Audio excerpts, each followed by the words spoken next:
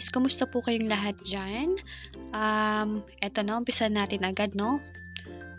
So, in a large bowl, naglagay tayo ng 8 ounce of cream cheese and 1 and 1/4 cup ng butter. Then, imimix natin to until mag-fluffy. Mag-add din tayo ng 1.5 cup of cocoa powder. Then, imimix uli natin siya to combine.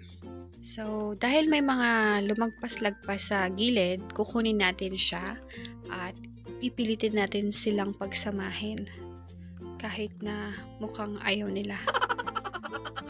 Then, mag-a-add tayo dito ng about 2 tablespoon of fresh milk, sariwang gatas.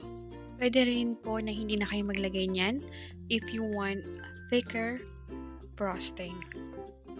Then, mag-a-add tayo ng icing sugar or confectioner sugar or powdered sugar. Pare-pareho lang po yan. 3 cups in total. Pero, isa-isahin natin. Hindi natin siya pwedeng pagsabay-sabayin. Kagaya na lang ng real life. Hindi natin pwedeng pagsabay-sabayin ang mga bagay-bagay. Sa puntong ito, ang purpose niyan is to avoid na tumalsik sa inyo. Ay, talsik.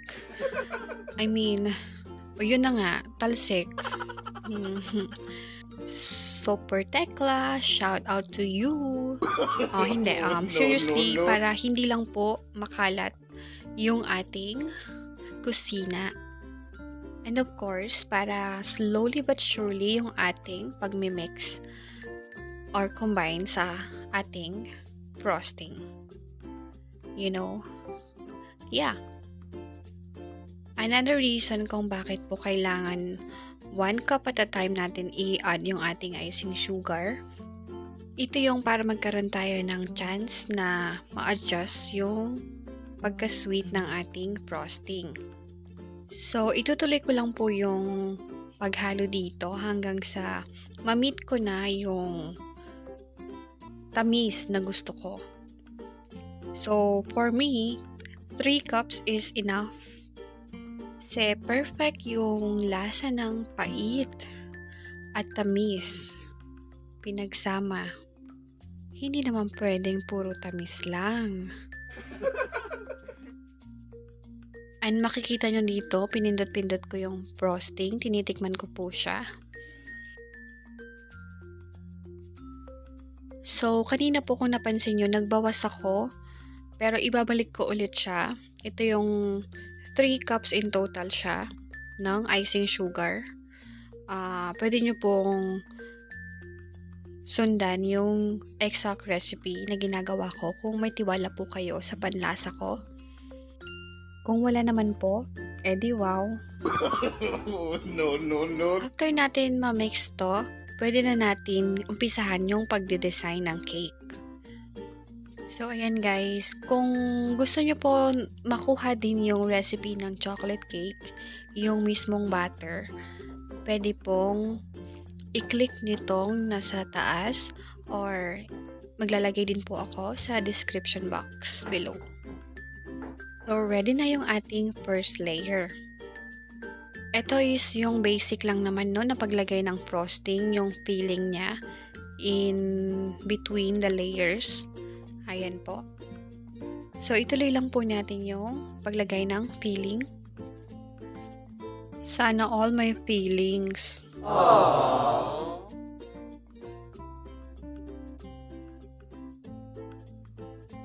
So, this is the third layer. Guys, kung baker din kayo, you will understand kung bakit ko tinutusok ito ng chopstick. Pwede rin kayong gumamit ng barbecue stick. This is just to make sure na stable yung ating cake. Kasi may feeling na siya, so parang slippery na yung in-between niya. So, ayaw nating tabingi yung ating cake. Yeah, gusto natin na straight siya. Yeah, that's it. Okay lang yan. Later po, aalisin natin yung stick.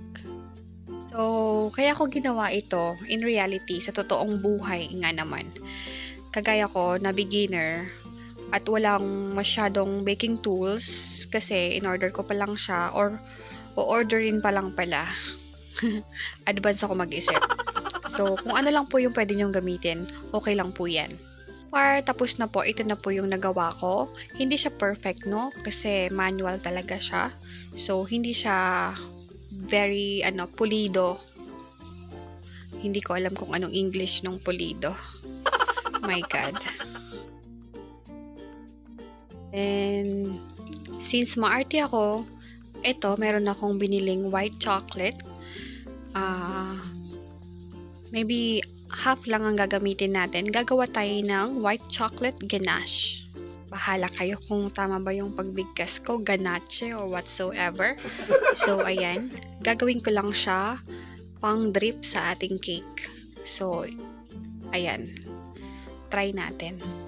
So, after natin makat ito, i-microwave lang natin siya ng about 10 seconds. Ayan, after natin siya ma-melt, mag-add tayo ng about a tablespoon of hot milk.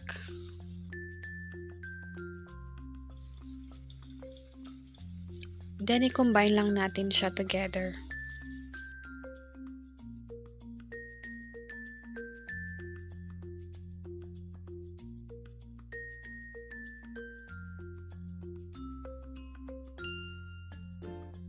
So, kung ganyan pa po kalapot, don't worry. We can always add more milk para ma-meet natin yung pang perfect drip natin sa ating chocolate cake. Yan. So, at this point, okay na to. Gagawa din tayo ng chocolate ganache. Ganache. Oh my God. Ano ba yan? Ganache.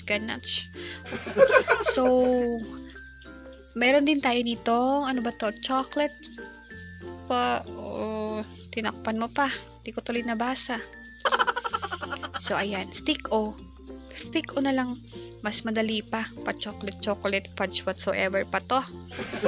Stick O, guys, no? Dagdag din natin to sa pang-decorate. Decorate talaga. Pang-design natin sa ating. Kukuha ako siguro ng mga 4 pieces lang. 4 pieces is maybe enough. And syempre, meron din tayo ditong strawberry or strawberry. Yan yung ating stick O. Yung chocolate ganache, leche. Ayan, yung white chocolate ganache. At ito yung ating pang-icing. Ito yung natirang frosting natin kanina. Also, we have Ferrero Rocher, rainbow sprinkles, and a chocolate sprinkles. Let's get started! Ayan, meron na tayong cake dyan. Unahin natin yung strawberry.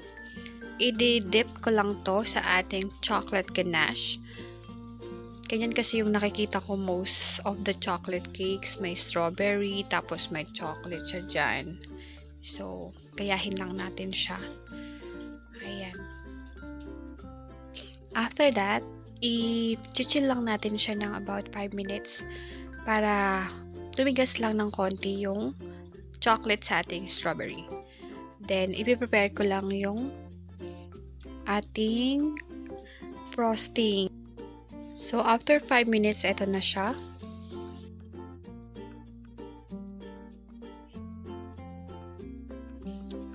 And, ito yung prepare natin na frosting kanina. So, maglalagay tayo dito ng 1, 2, 3. Ganon din sa kabilang side. So, pasensya na. Left-handed ako. So, hindi nyo makita. Ayan. Alright. Then, after nyan, add tayo ng sprinkles. Gamit ko yung rainbow. Diyan lang muna natin ilagay sa ating maliliit na frosting. Flour ba yan? Flour yata yan. Ayan. Na-delay ako ng pag-film. Nagdi-drip na ako ngayon gamit ng ating white chocolate ganache. Ayan. Oh, yeah. So, dahil may sobra pa, lagyan na rin natin yung ibabaw. Sayang naman. $4 din yung chocolate bar na yan.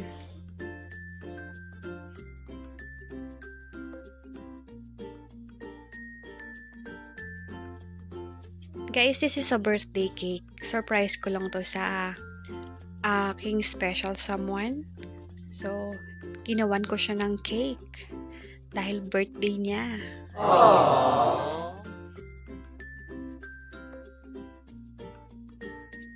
Then, ilalagay ko rin tong ating Ferrero Rocher sa ibabaw. Tatabi natin siya doon sa strawberry.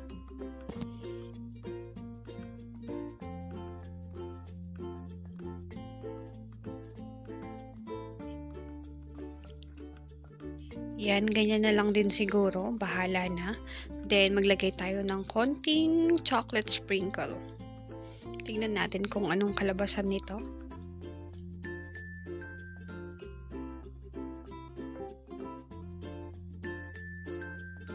Dagdagan din natin ng konting rainbow sprinkles. Sorry guys for the mess. Then, i-chill ko lang to ng konti. After ko ma-chill, ilalagay naman natin ngayon yung tinatawag kong stick O. Pero bago yan, i-flex ko muna ang ating chocolate cake with design.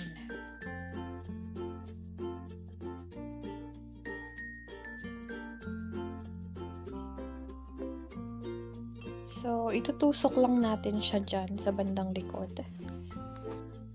At ready na ang ating super moist chocolate cake with chocolate cream cheese buttercream frosting.